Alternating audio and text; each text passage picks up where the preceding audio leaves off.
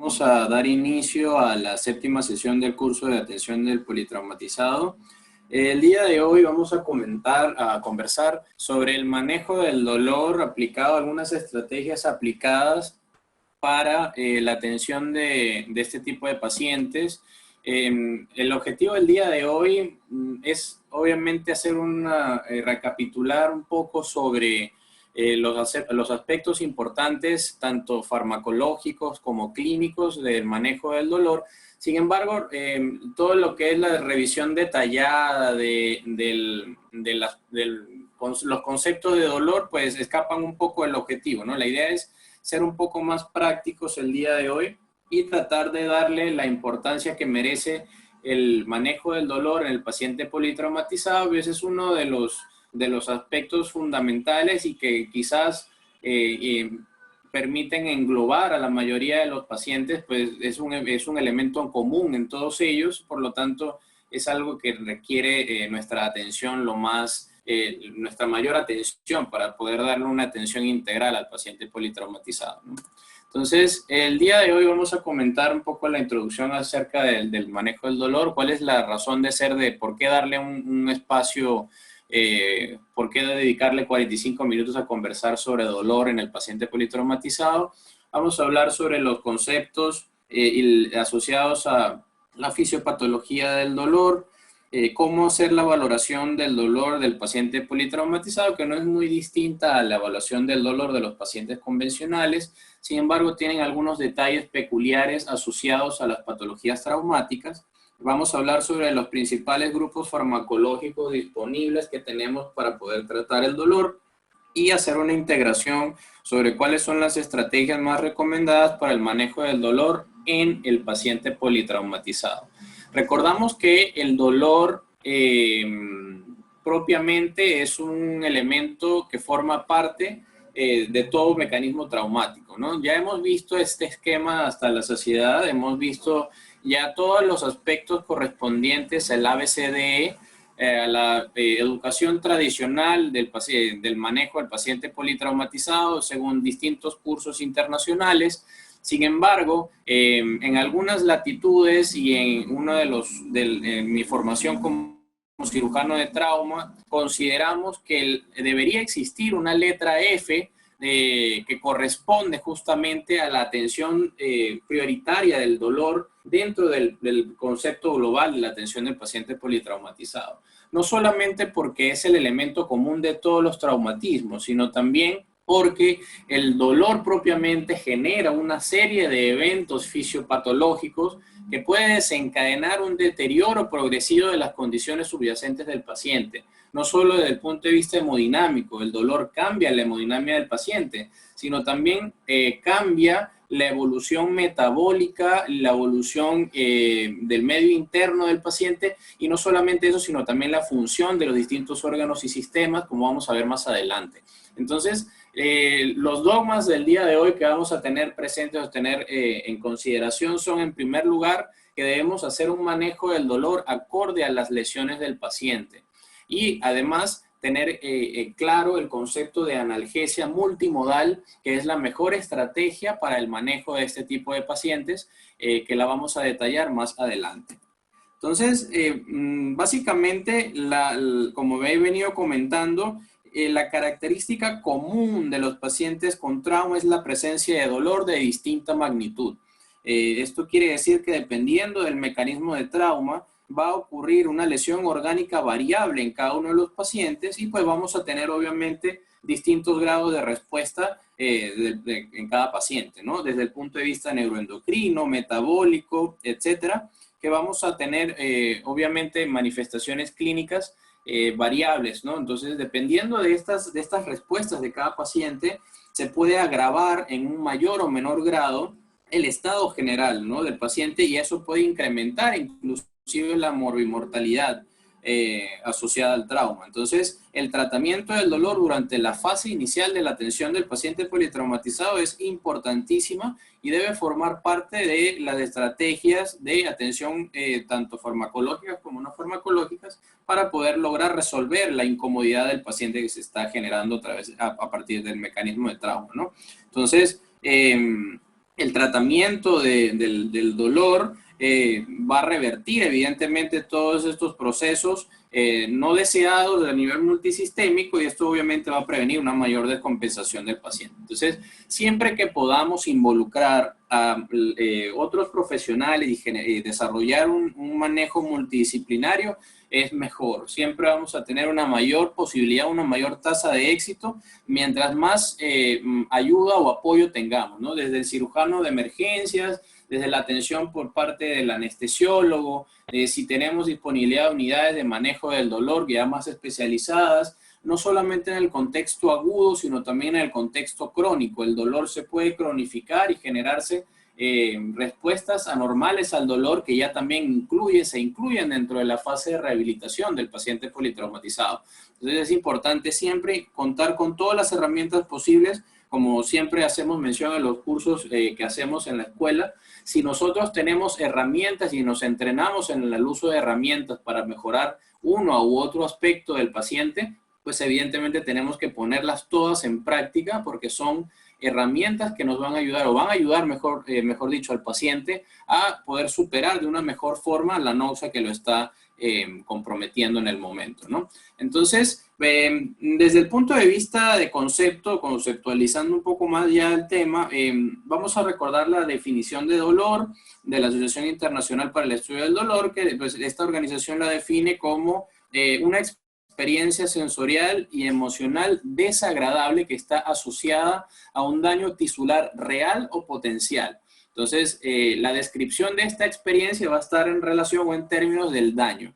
Entonces, esta definición es bastante precisa y clave, y de todo esto debemos recordar que no solamente la atención del paciente representa una situación de estrés para nosotros, sino también para el paciente. Y esto genera una gran incomodidad y un gran contexto también psicoafectivo y emocional, que es necesario involucrar igualmente, no solamente la parte orgánica desde el inicio, ¿no? Entonces, el dolor asociado a los traumatismos lo vamos a encontrar en tres fases o tres momentos, o el dolor puede aparecer en cualquiera de estos momentos. En primer lugar, en la fase de la emergencia, que puede ser dividida tanto en el ambiente extrahospitalario o prehospitalario y en el ambiente intrahospitalario. Entonces, el manejo del dolor comienza o debe comenzar realmente desde el manejo prehospitalario.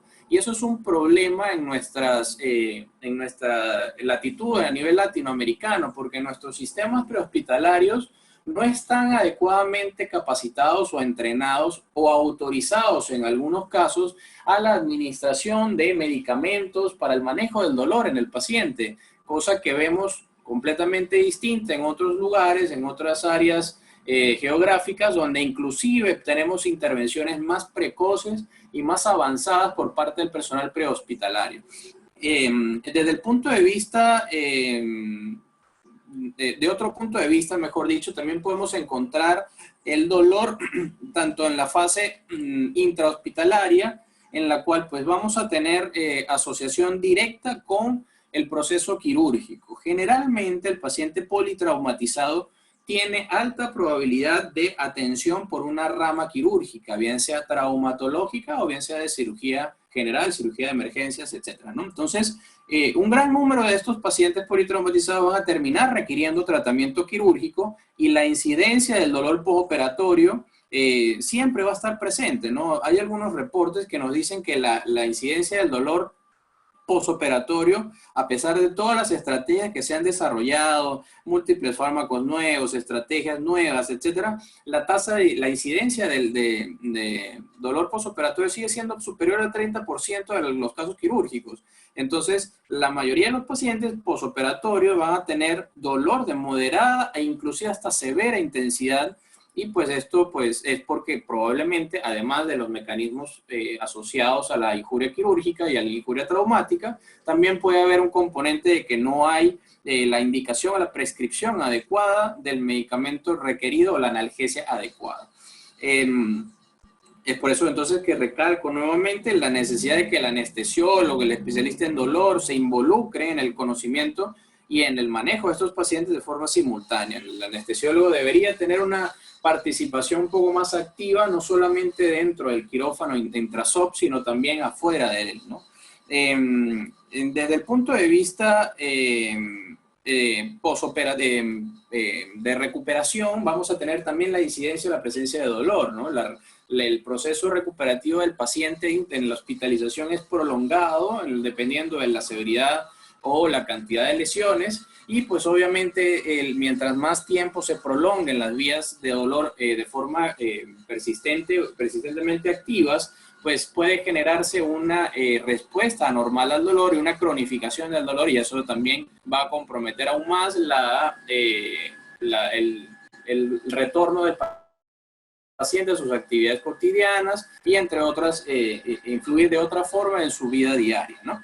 Finalmente, otro momento en el cual puede aparecer dolor es la rehabilitación, los procesos de rehabilitación del paciente, en el que después de que hay recuperación orgánica, existe aún inconvenientes funcionales o ya desde el punto de vista bioquímico o a nivel del proceso de recuperación del medio neurológico, que puedan generar que el paciente pues tenga manifestaciones de dolor durante el proceso ya más adelantado de la rehabilitación. Entonces, otras definiciones para puntualizar más, el dolor posoperatorio, ¿cuándo vamos a referirnos a él? Nos vamos a referir a dolor posoperatorio como el máximo de los representantes del dolor agudo, y lo vamos a definir como un dolor de inicio reciente, de duración probablemente limitada, asociada como consecuencia de la estimulación resultado de la intervención quirúrgica sobre los órganos y los tejidos, ¿no? Entonces, de las características más destacadas del dolor posoperatorio están que la intensidad es máxima, o generalmente es la mayor intensidad la vamos a encontrar en las primeras 24 horas, y después va a empezar a disminuir de forma progresiva. Además de esto, pues podemos encontrar un gran rango de posibilidades temporales, desde duración en pocas horas hasta inclusive los primeros meses, ¿no? 1 a 3 meses. Esta variabilidad siempre va a estar de acuerdo con el tratamiento que se ha realizado, la etiología del agente traumático y la evolución de la circunstancia que ha causado el dolor propiamente, ¿no?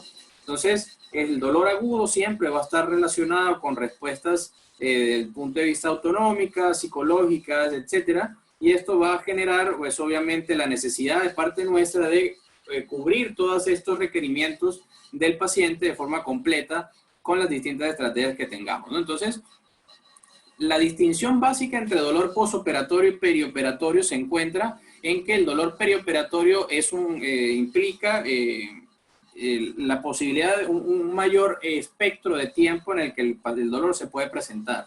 Podemos encontrar dolor no solamente asociado al procedimiento quirúrgico, sino también por todas las circunstancias previas a la cirugía. Entonces, las lesiones previas o la combinación de ambos pues influyen en la génesis del dolor, ¿no? Entonces, importante tener claro que del punto de vista fisiopatológico, independientemente de la temporalidad del dolor o del momento en el que se presente el dolor, nosotros vamos a tener una gran y compleja red de situaciones que vamos a tener que estar conscientes de su existencia, ¿no? Más allá de hacer un amplio despliegue de conceptos fisiológicos o fisiopatológicos en este momento, es objetivo pues que ustedes conozcan que todos estos mecanismos moleculares, celulares, existen dentro de la génesis del dolor, dentro de sus distintos mecanismos originarios, ¿no?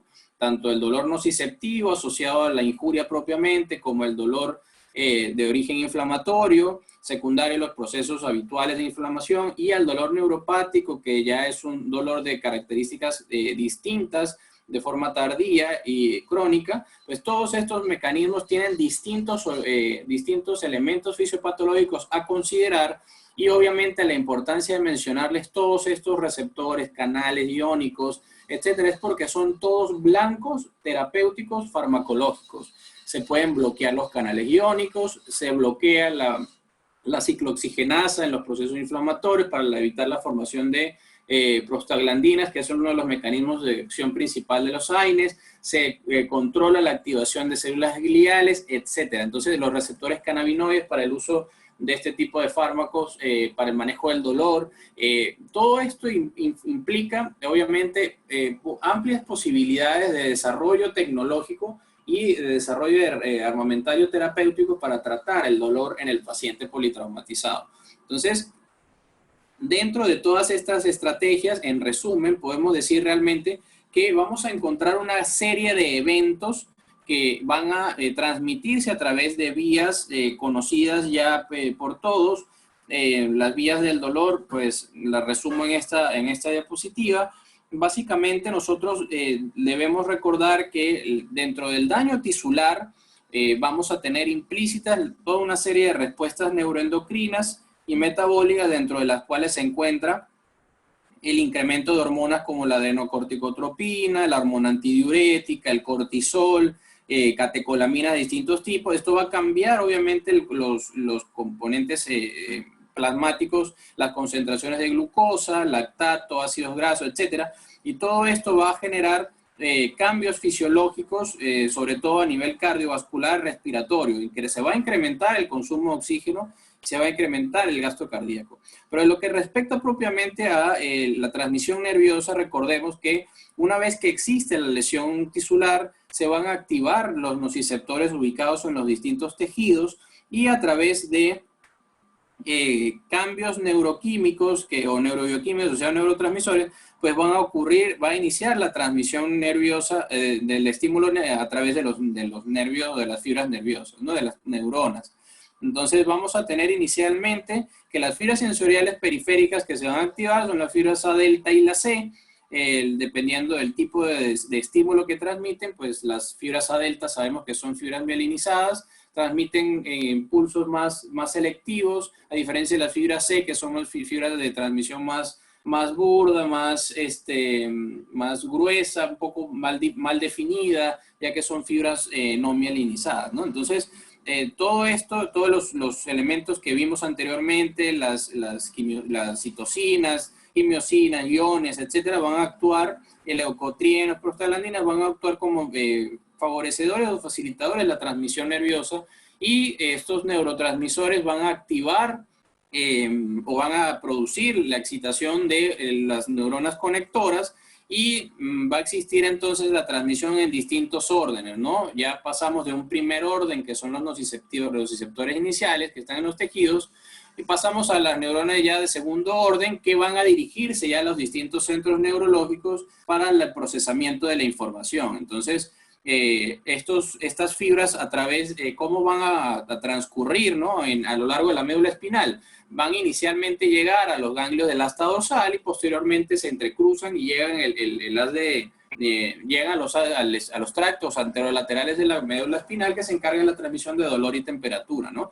Estas neuronas ascienden hacia las distintas estaciones a nivel central, y las estaciones las vamos a encontrar pues en distintos niveles, ¿no? En primer lugar encontramos el tálamo y la corteza cerebral, que al final pues van a generar ya lo que es el resultado propiamente, localización y la sensibilización al dolor, y además la respuesta emocional y conductual al dolor. En segundo lugar encontramos la estación central, asociada al tallo cerebral y al mesencéfalo, específicamente a la formación reticular y la sustancia gris periacueductal. Y esto, ¿qué nos va a generar? Va a generar la modulación de la señal, cómo el paciente percibe el dolor. Llega un momento en el que el paciente se adecúa al dolor, y los mecanismos regulatorios impiden que el dolor se mantenga en el tiempo. Sin embargo, en ocasiones, cuando el estímulo es suficientemente intenso y persistente, esta percepción ocurre todo lo contrario. No se logra regular la percepción del dolor, y más bien ocurre un fenómeno de hiperalgesia asociado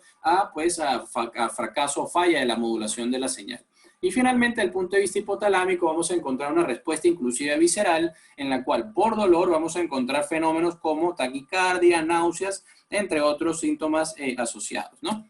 Este es otro esquema asociado a lo que hemos mencionado anteriormente. Fíjense, quiero hacer mención, voy a colocar un momentito mi puntero para que lo observemos.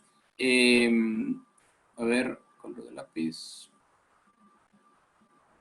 Acá.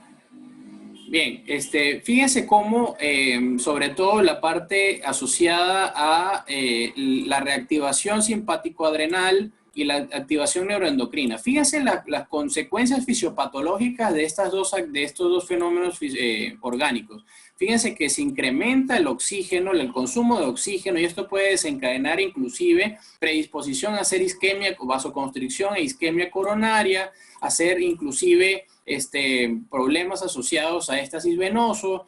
Podemos encontrar también disminución del flujo regional de sangre. Entonces, esto va a su vez a afectar otro tipo de órganos, incluyendo la perfusión renal. Va a haber afectación de las plaquetas y la coagulación. Esto puede inclusive favorecer la posibilidad de trombosis venosas profundas. Y desde el punto de vista neuroendocrino podemos encontrar hiperglicemia, incremento del catabolismo tisular, pobre cicatrización de las heridas. Todo esto asociado a inmunosupresión o alteración de los procesos inmunes. Todo esto lo vamos a encontrar, fíjense, asociado al dolor. Entonces, ¿cuáles van a ser las respuestas adversas principales que vamos a encontrar, ¿no? La vamos a dividir generalmente por órganos y sistemas, ¿no? Entonces, desde el punto de vista respiratorio, podemos encontrar inicialmente cambios en la función pulmonar, resumidas en una disminución del volumen tidal. Podemos encontrar también incremento de la frecuencia respiratoria, reducción ya de las capacidades propias del paciente, la capacidad vital, reserva funcional, etcétera. Podemos encontrar también incremento de la posibilidad de atelectasia por poca movilización de secreciones bronquiales. Y esto es particularmente peligroso en los pacientes con traumas torácicos severos. Recordamos la definición de trauma torácico severo y de tórax inestable. Entonces, son mecanismos de alto impacto, ¿no? El trauma torácico severo implica la fractura de huesos planos que normalmente no se fracturan en el tórax, como el esternón, las escápulas y las primeras vértebras, las primeras tres costillas. Entonces, fíjense que el mecanismo de trauma torácico y de alto impacto puede generar una gran cantidad de dolor, y no solamente el compromiso asociado al trauma directo de la caja torácica, sino el dolor propiamente disminuye la posibilidad de expansión pulmonar, la movilización de secreciones, y todo esto va a favorecer a complicación mayor de la función pulmonar del paciente. Desde el punto de vista cardiovascular, podemos encontrar que la activación propiamente del sistema autonómico va a generar una respuesta que predispone o que incrementa la incidencia de isquemias en distintos órganos, ¿no? Podemos encontrar desde isquemia intestinal hasta isquemia cardíaca, del músculo cardíaco. Entonces, el dolor va a incrementar inicialmente los efectos simpáticos y va a aumentar la capacidad del corazón de contraerse, va a incrementar el inotropismo y además la frecuencia, el cronotropismo se aumenta. Entonces vamos a tener incremento de la frecuencia cardíaca, incremento de la presión arterial de forma inicial, y esto va a incrementar los requerimientos de oxígeno y esto va a favorecer el cambio del metabolismo. Si hay disminución de la oxigenación, vamos a tener además el cambio hacia el metabolismo anaeróbico, y esto, todas las connotaciones que lleva a daño celular, ¿no? Entonces, el tratamiento del dolor va a disminuir la actividad simpática y esto a su vez va a controlar la respuesta adicional del sistema cardiovascular.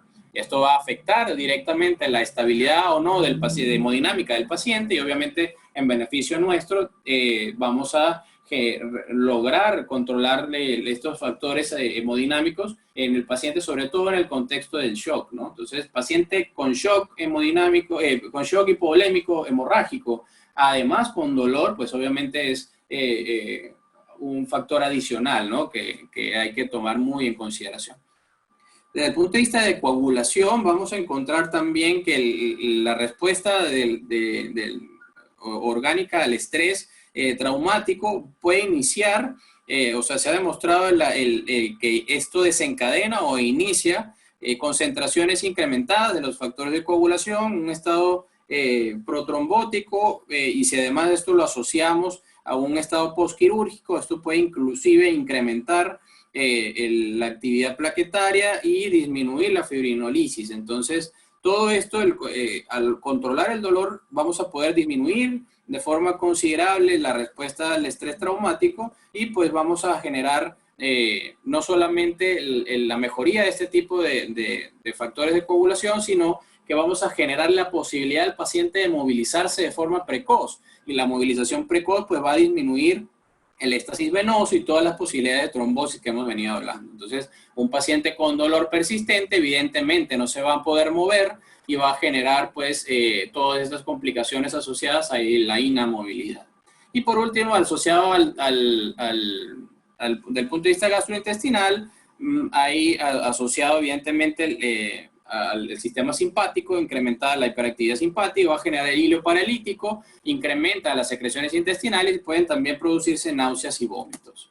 Entonces, ¿cómo vamos a valorar nosotros el dolor en el paciente ya sabiendo todos los mecanismos que pueden estar implícitos, ¿no? Entonces, fíjense cómo después de nuestra valoración inicial identificamos al paciente las fuentes de dolor, pero dentro de las características o la caracterización del dolor debemos identificar algunos aspectos, ¿no? En primer lugar, vamos a recordar, pues obviamente de la formación en salud que tenemos, recordar que al estudiar la semiología tenemos a la disposición pues una mnemotecnia muy famosa que es la mnemotecnia de Alicia, ¿no? Donde debemos ubicar la aparición, localización, intensidad y radiación, las características del dolor y todos los concomitantes o acompañantes. Toda esta mnemotecnia evidentemente es importante recordarla, ya que pues dependiendo en el paciente politraumatizado, estos aspectos tienen particulares características. Por ejemplo, en un paciente secundario a un accidente de tránsito, inicialmente puede no manifestar dolor abdominal y posteriormente, al llegar al servicio de urgencia o emergencia, en ese momento empezar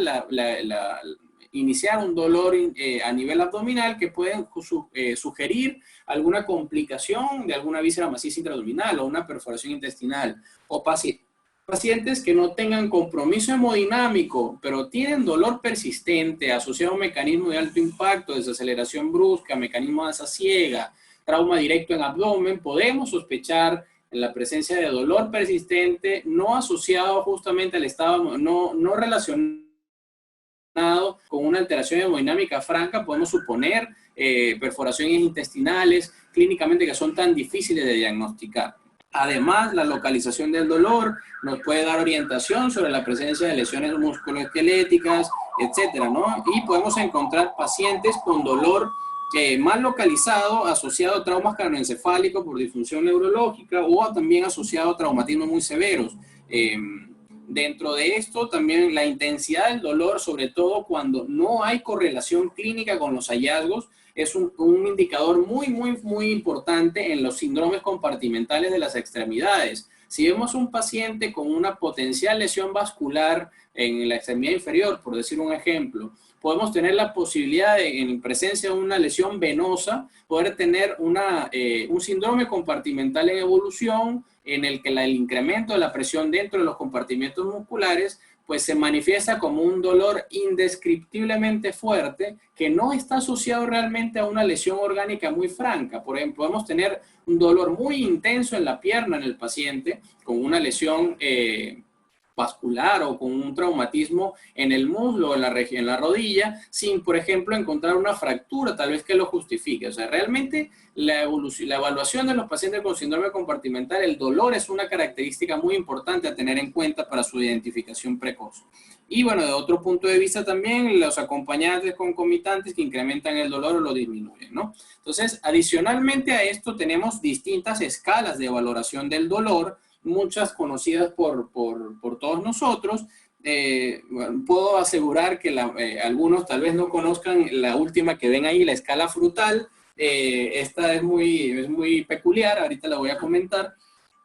Pero fíjense que la intensidad, los estudios relacionados con las escalas nos dicen que la intensidad del dolor muchas veces no se evalúa de forma sistemática en todos los lugares.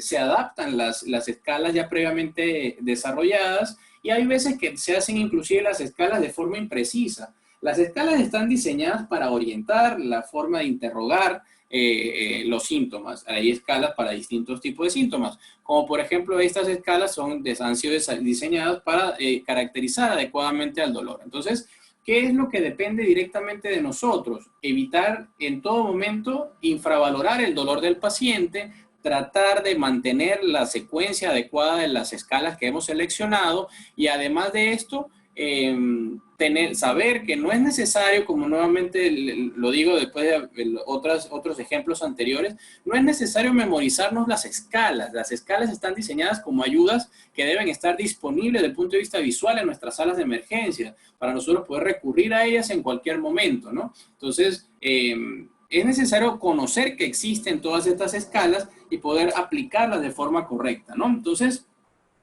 para comentarles, pues, brevemente la utilidad de este tipo de escalas, pues tenemos desde las escalas cuantitativas y cualitativas. Las cuantitativas, dentro de ellas están la clásica escala visual análoga, también podemos encontrar la escala numérica análoga. En ambos casos, pues la escala visual análoga, pues se le pide al paciente que tenga, pues, describa en un rango de la intensidad respecto a la intensidad del dolor, de un rango visual o un rango que sea capaz de percibir en una distancia de 10 centímetros. La escala numérica asocia, además de esta distancia, números en función del dolor, dependiendo si el dolor es muy intenso, se le categoriza como un 10, si el dolor es ínfimo o no tiene mayor importancia, cercano al 1, ¿okay? Y desde el punto de vista cualitativo, vamos a encontrar las escalas verbales, en las cuales, como su nombre lo indica, el grupo al cual pertenece, pues el paciente caracteriza en función de la severidad del dolor de acuerdo a su percepción. Es decir, si él considera que el dolor es leve, moderado, severo, pues lo va a categorizar de esa forma. Y existen también otras escalas distintas, ya un poco más específicas, como la escala McGill, la escala Anderson, ya vamos a comentarlas un poco, y la escala frutal análoga, que es la que probablemente les llame la atención. A mí la primera vez que la escuché también me llamó bastante la atención. Es una escala bastante simple, generalmente se utiliza en el ámbito del trauma pediátrico y en pacientes que no tienen un adecuado nivel educativo o un nivel educativo superior. Aquí vemos la comparación. En esta escala, básicamente, la escala frutal análoga se correlaciona con las otras dos escalas cuantitativas. Fíjense, se asocia el tamaño de una fruta con la intensidad del dolor. El dolor pudiera ser del tamaño de una uva hasta el tamaño de una sandía. Entonces, fíjense que el tamaño de la fruta se asocia directamente con la intensidad del dolor, y esto lo podemos extrapolar a las otras escalas anteriores. ¿Ves? Fíjense que aquí en la parte superior encontramos la escala visual análoga. ¿Ok? Aquí encontramos la escala visual análoga en el segmento en el cual la distancia nos habla de mientras más cercano al extremo del 10 es mayor la intensidad, la escala numérica análoga y la escala verbal análoga. Aquí arriba, en el que el paciente categoriza por grupos el tipo del dolor dependiendo de la intensidad. También tenemos otras escalas, por ejemplo la escala de Wong-Baker, que es la escala de las caritas que vemos muchas veces en las hospitalizaciones, donde pues cada uno de las caras representa un grado o nivel de severidad del dolor. La escala que les había comentado anteriormente, la escala de McGill. La escala de McGill, más que una escala, es un cuestionario. Y es un cuestionario que se utiliza más que todo para profundizar de manera más subjetiva la percepción del paciente del dolor. De hecho, el cuestionario propone varios parámetros, como el más objetivo de todos es la temporalidad. O sea, le preguntan al paciente cada cuánto le duele, si es continuo, periódico el dolor, y de ahí en adelante todas las demás preguntas del cuestionario ya se basan básicamente en comparativas o símiles que se le hacen al paciente. Por ejemplo, se le pregunta si el dolor es punzante, si es cortante, si es como una constricción, si es como si le jalan, si es tracción, si se relaciona con calor, etc. Si le genera tensión emocional, si le genera miedo, inclusive lo contempla esta escala. Y también permite categorizar, el paciente le permite categorizar su dolor, ¿no? También permite decir que es un dolor indescriptible, que es un dolor leve, es un dolor muy leve, etcétera, ¿no? Y la escala de Anderson es una escala que se usa en trauma también, y está asociado a el tipo de movimiento o el reposo del paciente, ¿no? Si el paciente es una escala del 0 al 5, La escala, el 0 obviamente es ausencia del dolor y se va avanzando en severidad. El número 1, el valor número 1 de la escala de Anderson sería la presencia de dolor muy ligero al movilizarse o al hacer algún esfuerzo adicional como maniobras de Valsalva. Y el número 5 es el dolor en reposo, que genera demasiada incomodidad y lo describe la escala como que es una tortura para el paciente. Entonces, fíjense todas estas opciones o posibilidades que tenemos, ¿no? Dependiendo del contexto del paciente, podemos utilizar uno o el otro. Obviamente, dependiendo del valor que nos dé la escala o la valoración, dependiendo de la valoración que hagamos del dolor del paciente, ahí vendrá la selección del grupo farmacológico, de la estrategia que vayamos a utilizar para controlar el dolor. Entonces, para hablar de los grupos farmacológicos, pues ya esto es también conocido por todos. Vamos a hacer un recuento de todos ellos. La terapia del manejo del dolor, si recordamos nada más, vamos a dividirla en farmacológica y no farmacológica. La no farmacológica la vamos a dejar a un lado en este momento y nos dedicaremos entonces a la farmacológica. Entonces, dentro de los grupos farmacológicos, ¿a quiénes tenemos a la cabeza? Siempre vamos a tener a los AINES, a los antiinflamatorios no esteroideos, ¿no? Entonces, el mecanismo de acción de los AINES lo conocemos también. Los AINES tienen una afinidad que no es selectiva por la ciclooxigenasa, entonces se va a inhibir un proceso clave de la inflamación, que es la formación de prostaglandinas y otros mediadores inflamatorios, ¿no? Entonces, los mediadores inflamatorios tienen un papel que amplifican el dolor, es decir, empeoran el dolor. Entonces, si tenemos una lesión traumática y además inflamación no controlada, el dolor se amplifica aún más y se potencia la hiperalgesia primaria. Entonces, vamos dentro de los antiinflamatorios, la efectividad básicamente se ve principalmente en el manejo inicial y sobre todo del dolor leve a moderado inicial, ¿no? Entonces, en el paciente con trauma en particular hay que tener varias consideraciones, ¿no? En primer lugar, que tienen un efecto techo, ¿no? El efecto techo se refiere básicamente a que por encima de una dosis determinada no se incrementa la capacidad analgésica del fármaco. Entonces, hay un extremo para el uso del AINE.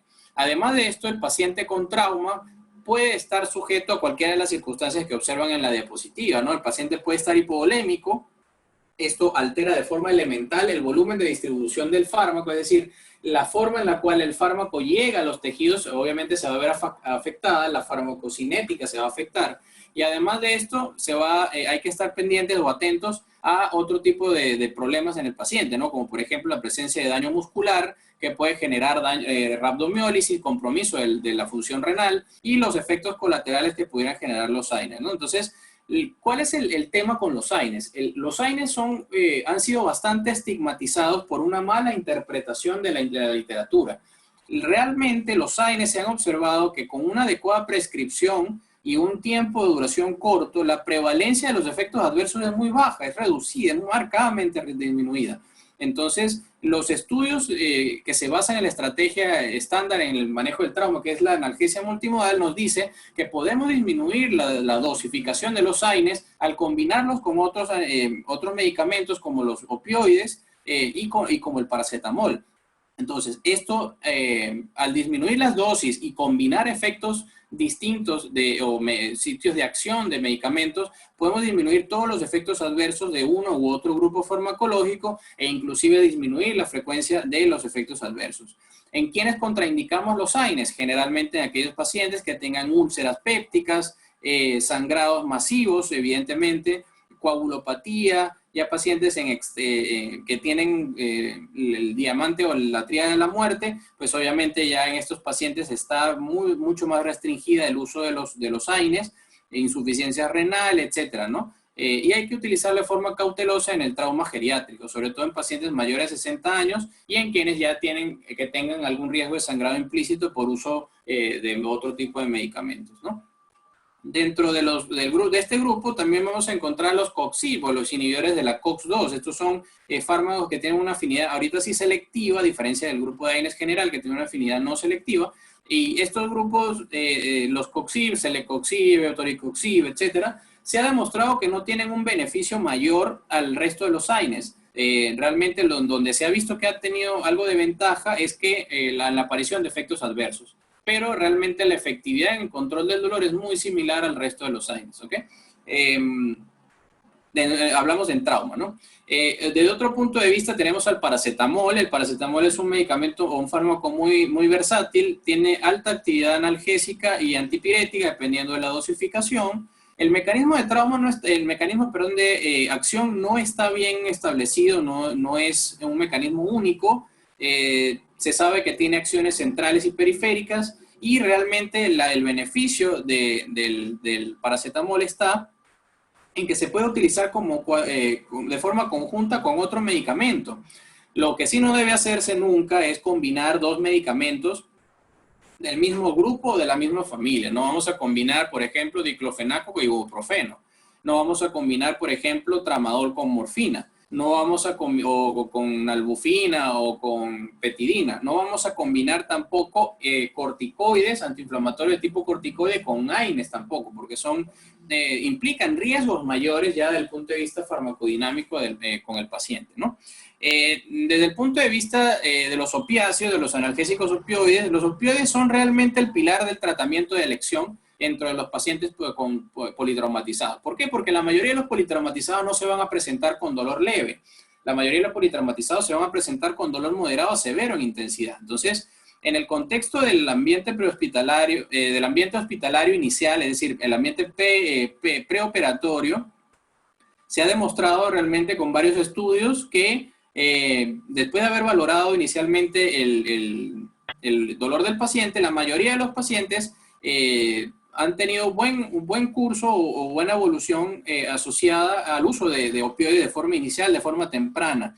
Entonces, importante si en el paciente politraumatizado y el uso de opioides, es importante tener presente es la asociación del daño neurológico por neurotoxicidad asociada a opiáceos en pacientes con trauma craneoencefálico. Entonces hay que estar pendientes mucho con los pacientes con trauma craneoencefálico, en quienes probablemente el uso de opiáceos debe estar regulado o restringido. ¿Okay? La analgesia que se logra con los opioides se fundamenta en múltiples efectos adicionales, ¿no? Todo va a depender del receptor asociado a opioides en el que se incluye, se una el fármaco, ¿no? En el lugar en el que se una el fármaco, ¿no? Entonces, tenemos numerosos receptores en distintos lugares, no solamente a nivel neurológico, a nivel del sistema nervioso. También tenemos receptores mu, delta, kappa, sigma, todas las letras del alfabeto griego casi que tenemos receptores opioides en distintas áreas, inclusive tracto gastrointestinal, etcétera, ¿no? Entonces vamos a tener la presencia o no de efectos a esos niveles, van a depender de la concentración de los receptores y de la concentración del fármaco en estos tejidos. Entonces, el tipo de interacción va a depender también si es un receptor que favorece la excitación o inhibición de la respuesta celular, ¿no? Entonces, nosotros vamos a tener, desde este punto de vista, podemos clasificar a los opioides dependiendo de su interacción con su receptor en agonistas, antagonistas. Los agonistas pueden ser parciales o agonistas puros. Hablaremos de ellos un poco más adelante. Y también podemos tener, dependiendo del contexto, antagonistas o agonistas antagonistas, dependiendo de su función en uno u otro receptor. Entonces, básicamente, dentro de los opioides tenemos los opioides mayores y los opioides menores, desde el punto de vista práctico, ¿no? Para poder enfocarnos ya básicamente en esta familia, ¿no? Los opioides mayores y los opioides menores están dentro del grupo de los agonistas puros, ¿ok? ¿Qué quiere decir que sean agonistas puros? Quiere decir que los fármacos interactúan fundamentalmente con el receptor, favoreciendo los procesos que están relacionados con la célula en la cual está el receptor. Esto quiere decir que, por ejemplo, si tenemos los agonistas puros generalmente se asocian al receptor mu, y estos obviamente tienen distintos efectos de regulación positiva en distintos tejidos, ¿no? Entonces, los agonistas puros podemos tener entonces, cuando se administran en los tejidos, podemos tener analgesia, podemos tener miosis, náuseas, vómito, estreñimiento, etcétera, aumento de la presión de la vía biliar, que es un efecto también conocido de los opioides, etcétera, ¿no? Entonces, la actividad intrínseca del receptor se va a potenciar cuando se asocia al agonista. A diferencia de si se asocia un antagonista, se va a bloquear más bien o se va a comportar de una forma diferente, ¿no? Compitiendo con otro tipo de agonistas, obviamente para evitar los efectos, generalmente efectos secundarios, ¿no? Los antagonistas principales de los receptores opiáceos son la naloxona, ¿no? Evidentemente que nos sirve para eliminar o controlar los efectos adversos, ¿no? Entonces los opioides mayores se caracterizan en particular porque no tienen un techo analgésico, es decir, no tienen límite. ¿Y cuál es la manifestación principal o cuál es el exponente principal de los opioides mayores? La morfina. El fentanilo, por ejemplo, también. Y los opioides menores son aquellos que sí tienen techo analgésico, como la codeína o el tramadol, ¿no? Entonces, fíjense que los opioides tienen efectos muy, muy beneficiosos en el manejo inicial del paciente, sobre todo también asociado a una estrategia de manejo inicial y con analgesia de rescate. Entonces, ¿qué sucede hoy en día con los opioides y con la práctica diaria en la emergencia? Realmente el uso de los opioides está muy restringido para este tipo de pacientes. El paciente de trauma debería ser valorado, debería ser tratado inicialmente con opioides, pero existe un gran temor por los efectos adversos, existe tal vez alguna regulación sanitaria complicada para conseguirlo, no solamente pasa aquí, sino también pasa en otros países, pasa también que ocurre, hay desconocimiento de la dosificación y las formas para prescribir el medicamento, se desconoce todos los efectos que tienen en distintos tejidos. Entonces todo esto ha como mitificado un poco el uso o restringido un poco el uso de los opioides, ¿no? Entonces, importante desmitificar esto, ¿no? Tenemos altos beneficios y vamos a tener necesidad, principalmente en los pacientes con politraumatizados graves, los que vamos a poder requerir pues el uso de este tipo de medicamentos en el contexto, por ejemplo, de trauma musculoesquelético múltiple, etcétera, ¿no? Los adyuvantes propiamente no son fármacos que tratan el dolor, pero son medicamentos que pueden potenciar o mejorar o alterar el medio neurológico para que mejoren justamente o incrementar los efectos de los fármacos propiamente dichos, ¿no? Entonces, podemos encontrar en este grupo a los esteroides, los corticoides, los antidepresivos, los anticonvulsivantes y otros agonistas, ¿no?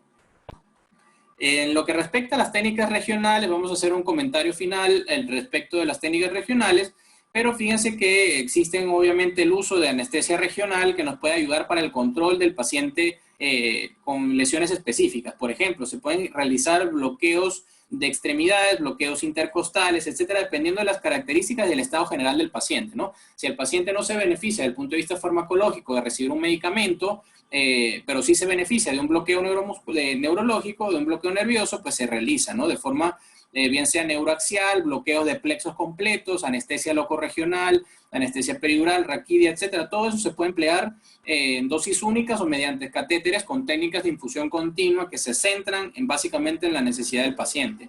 Entonces, en las técnicas regionales principalmente se usan los anestésicos locales como la lidocaína, la bupivacaína, el fentanilo también y la morfina.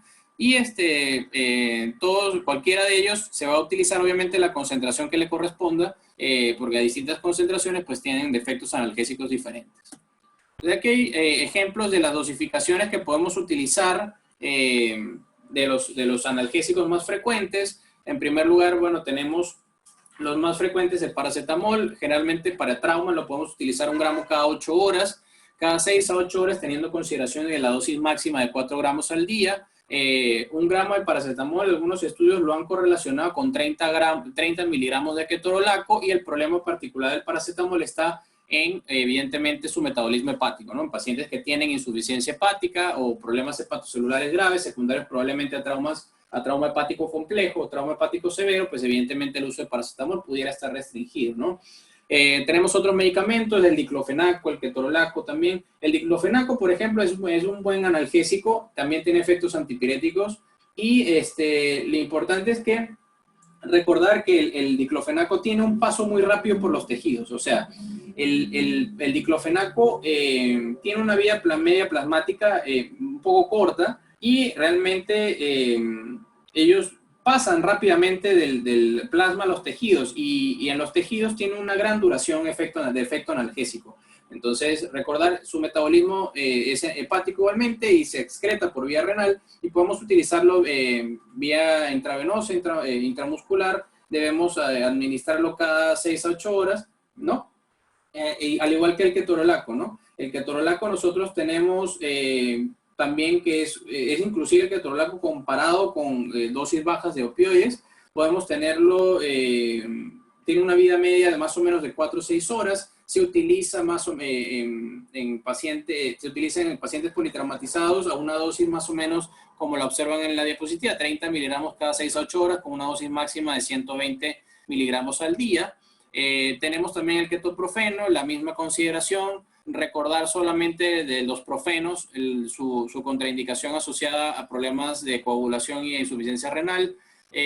Básicamente, el metamizol también es un buen analgésico, tiene efecto también antipirético y acción central. Lamentablemente, pues lo seguimos usando nosotros, pero ya en el norte, pues ya hace mucho tiempo ha sido contraindicado, no ha sido aprobado por los efectos asociados a la médula espinal, los efectos que tienen, ¿no? Entonces, la médula ósea, perdón. Entonces, el metamizol es una alternativa interesante, pero bien monitorizada, bien seguida en el tiempo, pues porque tiene efectos complementarios para el control del dolor. Se utiliza una dosis de un 500 miligramos o 1 gramo cada 6 a 8 horas igualmente, la misma dosis máxima de 4 gramos al día. Y lo principal recordar es el tiempo de duración corto. Tratar de que utilizar los AINES no más de 5 días. El tiempo ideal de duración, 3 a 5 días, es suficiente,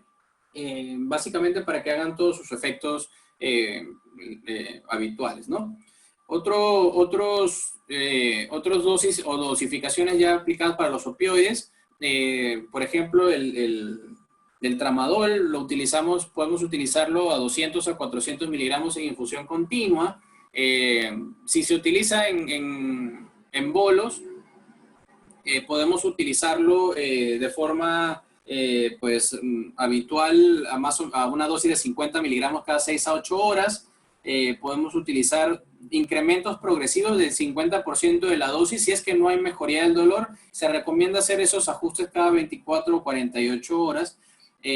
Básicamente, en cuanto al tramadol, vamos a comentar un poquito sobre él porque realmente es una buena opción inicial para el manejo del politraumatizado, sin necesidad de utilizar AINES primero, ¿no? Utilizar el tramadol precozmente sin que sea el criterio de uso que haya fallado el uso de ketorolaco, por ejemplo, o que haya fallado el uso del paracetamol. Podemos utilizarlo porque es un opiáceo débil, afecta básicamente las vías descendentes, ¿no? Y lo importante del tramadol es que los efectos secundarios son muy pocos. Produce muy poco estreñimiento, produce poco efectos adicionales desde el punto de vista respiratorio. Lo único, 100 personas mayores puede generar más náuseas y vómitos, pero en general es un medicamento bastante seguro y es muy efectivo también para el dolor crónico, en el caso del dolor neuropático. Pero en el caso de la situación aguda, tenemos versatilidad para utilizarlo desde distintos puntos de vista, de distintas vías de administración. La utilidad del tramadol es alta y lo importante es recordar solamente que podemos ajustar de forma progresiva las dosis. Lo importante es estar siempre atento a la presencia de efectos adversos, ¿no?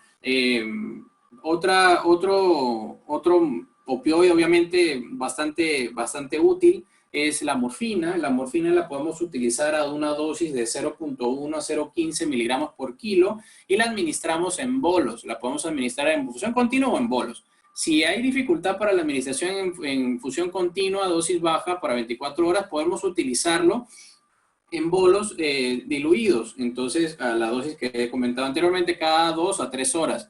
Y el uso de la morfina, pues obviamente tiene que estar restringido dependiendo de las patologías del paciente, ¿no? Entonces, nosotros, la morfina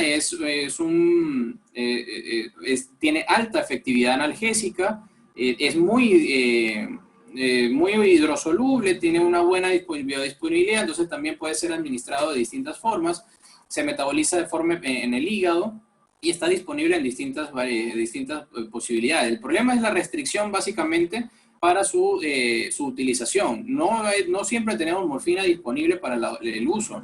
Entonces esto es importante tenerlo presente. Y el cálculo inicial de la dosis, y como les digo, podría estar entre 0.1 a 0.15 miligramos por kilo y lo administramos entre 2 a 4 horas. Lo importante es siempre estar atentos de la necesidad de dosis de rescate, y esta dosis de rescate debería ser el 10 al 15% más o menos de la dosis total del día. ¿Okay? Entonces, los efectos adversos de la morfina hay que estar atentos. Bueno, no de la morfina, realmente de todos los opioides hay que estar atentos. Uno de los más preocupantes es la presencia de depresión respiratoria. Es el efecto realmente más grave. Se corrige con la administración de naloxona, pero es extremadamente poco frecuente. Entonces, no hay que pensar que porque le administramos morfina al paciente en bolos o en una infusión continua vamos a generar una depresión respiratoria. Evidentemente, si el paciente tiene factores de riesgo, vamos a considerarlo, ¿no? Pero generalmente el paciente politraumatizado es un paciente joven, sin factores de riesgo, no es de edad avanzada, no tiene comorbilidades cardiovasculares ni neumopatías conocidas, entonces no tiene problemas renales. Por lo tanto, es un medicamento que tenemos que considerar también en presencia de pacientes politraumatizados que no tengan compromiso o traumatismo craneoencefálico moderado a severo, y también que no tenga inestabilidad hemodinámica importante, ¿no? Dentro de otros efectos adversos encontramos también las conocidas náuseas y vómitos, podemos encontrar somnolencia y efectos gastrointestinales como la presencia de boca seca, somnolencia, boca seca, estreñimiento. Y bueno, básicamente desde el punto de vista de por qué no utilizarlo o tener cierta restricción en los pacientes con trauma craneoencefálico por el síndrome de neurotoxicidad inducido por opioides. Entonces, esto va a generar cambios del estado cognitivo, confusión, delirio, alucinaciones, convulsiones, etc. Entonces, los mecanismos de esta neurotoxicidad no están bien claros, pero sí están asociados a la presencia de metabolitos de los opioides en sangre, sobre todo pues a nivel central. Entonces, vamos a encontrar también factores de riesgo, ¿no? Pacientes con trauma geriátrico, que utilicemos dosis muy elevadas de opioides, que no estén reguladas adecuadamente, tratamientos prolongados. Todo esto básicamente favorece la aparición de efectos adversos. Otro elemento, otro medicamento adicional también que que podemos utilizar es el fentanilo. Es un agonista mu también que tiene una potencia analgésica bastante alta. De hecho, es muy efectivo para controlar el dolor, y es liposoluble, es lipofílico. Entonces se acumula en el tejido graso, entonces se libera de forma continua, es una gran ventaja. Sin embargo, también atraviesa muy bien las membranas celulares. Sin embargo, también tiene algunos efectos, algunos problemas neurológicos asociados, y lo podríamos utilizar una dosis de 1 a 4 microgramos por kilo de forma inicial, ¿no? Desde el punto de vista de la morfina específicamente, no olvidemos entonces que podamos encontrar dependientes e independientes de la dosis. Entonces, agrupando nuevamente lo que he comentado anteriormente, los dependientes de dosis, mientras mayor dosis vamos a ver más náuseas, más vómitos, más somnolencia, y además vamos a tener el fenómeno de tolerancia. Una vez que se suspenda la dosis o se disminuye, va a desaparecer los efectos adversos. Y los independientes de la dosis son la neurotoxicidad, los efectos gastrointestinales, y no desaparecen porque realmente no hay ningún fenómeno de tolerancia asociado a este tipo de efectos adversos. Entonces, las estrategias terapéuticas, para ya terminar, la vamos a englobar en la siguiente secuencia, ¿no? En primer lugar, reconocer que el paciente tiene derecho a ser tratado por el dolor, a recibir un medicamento para el dolor y además a recibir una adecuada evaluación inicial del dolor que presenta. Hay que prestarle atención al dolor del paciente y poder seleccionar la estrategia posterior más ideal para el paciente, ¿no? Debemos registrar adecuadamente los resultados de la valoración inicial del dolor para después hacer la evolución correspondiente del estado del dolor del paciente. Las reevaluaciones se van a basar en la valoración inicial. Además de esto, debemos determinar la causa del dolor, por qué el paciente tiene dolor y dónde se encuentra, y establecer las medidas curativas, es decir, corregir la causa del dolor. Si el dolor es una fractura, inmovilizarla o reducirla. Si el dolor es el trauma intraabdominal, resolver el trauma intraabdominal. Si el problema es la presencia de hemoneumotórax, resolver, drenar el proceso. Si el problema es una contusión a nivel de la pared abdominal, colocar los medicamentos correspondientes para resolver esto. Entonces, debemos siempre establecer las medidas curativas, no solamente indicar un medicamento para el dolor. Todas las técnicas de analgesia deben estar acompañadas de todos estos procesos. No solamente hablamos de estas estrategias que les he comentado, sino también cambios posturales, movilización, técnicas de respiración inclusive, ¿ok? La estrategia que debemos seleccionar al final debe tomar en cuenta, debe ser integral, ¿no? Entonces debe estar basada en la intensidad. De hecho, las estrategias propuestas se basan en la intensidad del dolor del paciente politraumatizado. Entonces, de ahí la importancia de la valoración inicial. Entonces, la potencia del analgésico que vamos a utilizar debe ser proporcional al grado y la evolución del dolor. La vía que vamos a utilizar debe ser la vía intravenosa, ya que es la vía más rápida, ¿no?, posible y la más eficaz. Y la forma ideal de administrarla es, como comentamos, en bolos o en infusión continua, dependiendo del estado del paciente, ¿no?, y dependiendo de la posibilidad de monitorización. Si nosotros no tenemos ninguna de las dos posibilidades, pues deberíamos realizar administración en bolos y evaluación dosis-respuesta. Hay otras estrategias adicionales. La estrategia principal es la multimodal, en la que se utilizan menos dosis de distintos mecanismos de acción de los fármacos para controlar de una mejor forma el dolor. Y también hay otro tipo de estrategias locorregionales, como por ejemplo una que les comento, la estrategia, la analgesia controlada por el paciente, que son esas bombitas que se utilizan para posoperatorios, que los pacientes, dependiendo de la intensidad del dolor, pues aprietan un botón y pues administran una dosis de anestesia regional para pues controlar de forma selectiva sin afectar otras áreas no relacionadas con la causa del dolor, ¿no? Finalmente, otra cosa importante es la educación del paciente y de los familiares, ¿no? Tanto intrahospitalario como extrahospitalario. Entonces, las estrategias básicamente las vamos a englobar básicamente en las dos estrategias principales, la escalera analgésica y la analgesia multimodal. Entonces, la estrategia del abordaje en el paciente politraumatizado que nos propone la Organización Mundial de la Salud se basa en la escala visual análoga. Si nosotros tenemos una escala visual análoga que corresponda con un dolor leve, es decir, un EVA de 1 a 4, podemos aliviarlo sin problema y satisfactoriamente con analgésicos, con AINES, no opioides. ¿Okay? Ese sería el primer escalón. El segundo escalón sería aquel dolor moderado con un EVA de 5 a 7, en el que nosotros vamos a utilizar analgésicos opioides con efecto techo, es decir, medicamentos como el tramadol, en bolos o en infusión continua, solos o en combinación con otro tipo de medicamentos, bien sean AINES o bien sea paracetamol, por ejemplo, u otro fármaco coadyuvante.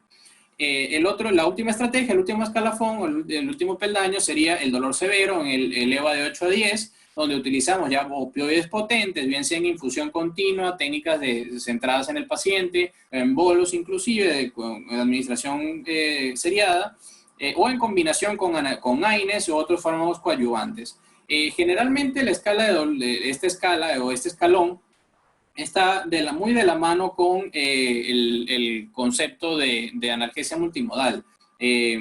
¿Por qué? Porque mientras utilicemos los opioides como grupo farmacológico único, vamos a necesitar más dosis y muchas más dosis. Sabemos que hay efectos adversos asociados a la dosis de los opioides.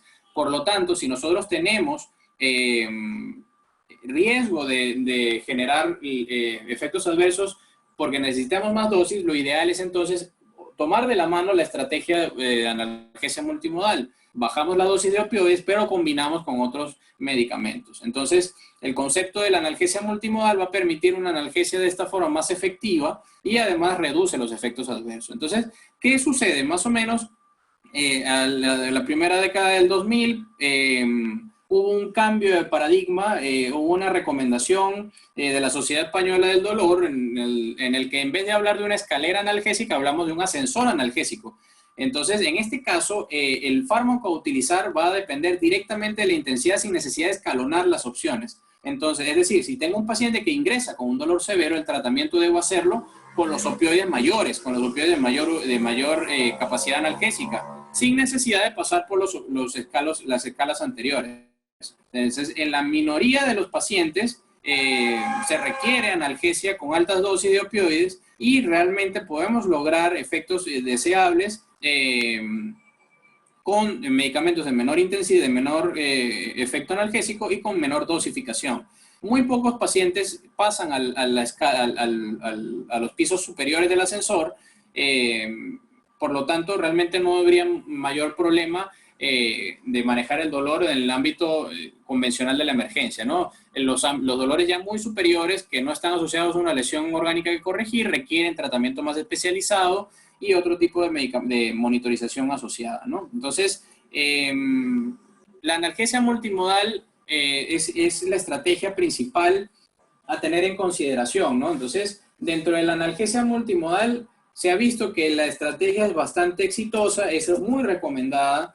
Es simplemente combinar los mecanismos de acción que tenemos disponibles para tener más acción en distintos receptores, en distintos tejidos y lograr un comportamiento farmacológico diferente. Entonces, disminuimos las dosis, disminuimos la incidencia de efectos adversos, logramos controlar distintas vías de la aparición del dolor, mejoramos el estado del paciente, tanto emocional como anatómico y funcional, y además de esto incrementamos el poder analgésico de ambas drogas, de las drogas. Tenemos actividad sinérgica inclusive de algunos fármacos. Un ejemplo pudiera ser, pues obviamente la combinación de diclofenaco con paracetamol, decirlo de una forma elemental, una combinación bastante común. Otro ejemplo también, por ejemplo, diclofenac y codeína en otras circunstancias, que más que producir sinergia, lo que producen es una potenciación del efecto. Ese es el concepto real, la potenciación del efecto analgésico. Y también podemos utilizar la estrategia multimodal, no significa solamente combinar fármacos, también implica utilizar técnicas. Podemos utilizar fármacos y una técnica de bloqueo regional, bloqueo nervioso, que también disminuye la incidencia del dolor, incrementa el control de la sensación dolorosa y además disminuye los efectos adversos nuevamente, ¿no? Entonces, para concluir, podemos decir que el dolor es una experiencia sensorial desagradable, común para todos los pacientes politraumatizados. Todos los pacientes con trauma van a tener dolor, por lo tanto es importante darle un espacio en nuestra valoración inicial. Producen muy importantes alteraciones en la fisiología. Ya hemos visto que pueden comprometer el delivery de oxígeno, pueden comprometer la respuesta hemodinámica, la respuesta del sistema respiratorio, pueden favorecer otro tipo de efectos, de eventos no adecuados o no deseados dentro del manejo del paciente, que nos pueden complicar aún más el desarrollo o la línea de tiempo del paciente politraumatizado en la emergencia. Podemos tener múltiples mecanismos de génesis del dolor, por lo tanto hay una gran complejidad implícita en el momento del análisis de la situación del dolor del paciente y por lo tanto esto va a influir de cierta forma en la evolución del dolor. Hoy en día todavía tenemos una falta de tratamiento eficaz basada básicamente en la mitificación de las estrategias que hemos comentado, por desconocimiento de los efectos adversos, de desconocimiento de los mecanismos fisiológicos, etcétera, el mecanismo de acción, la posibilidad de combinar medicamentos, etcétera, ¿no? Y pues básicamente recordar que una correcta evaluación del dolor va a facilitar el establecimiento de los objetivos del tratamiento y además de esto nos va a permitir seleccionar de forma correcta la estrategia más adecuada para el paciente.